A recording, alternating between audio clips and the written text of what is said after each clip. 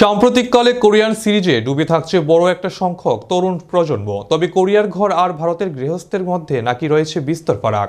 আর সেই বিষয়ে উপরেই একটি তালিকা দিলেন মহিলা। জৈনিক কোরিয়ান এক মহিলা একটি ভিডিও শেয়ার করে জানিয়েছেন তার মতে দুটি দেশের ঘর গৃহস্থের মধ্যে প্রধান পার্থক্যগুলি কি কি। কোরিয়ার এই মহিলার এখন ভারতে বসবাস করেন, কাজেই দুই দেশের ঘরবাড়ি জীবনযাপন জানেন তিনি ভালোভাবেই।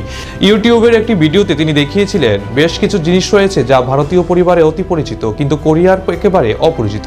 তার মতে দুই দেশের ঘরের মধ্যে পার্থক্যগুলির মধ্যে অন্যতম হলো ভারতের বৈদ্যুতিক যে কোনো জিনিস ব্যবহারের জন্য সুইচ ব্যবহার করতে হয় কিন্তু কোরিয়ার তা সরাসরি যুক্ত থাকে। দ্বিতীয় পার্থক্য, বেশিরভাগ ভারতীয়রা ঘরের সিলিং ফ্যান ব্যবহার করে থাকেন কিন্তু কোরিয়ানরা মূলত স্ট্যান্ড ফ্যান ব্যবহারে স্বচ্ছন্দ।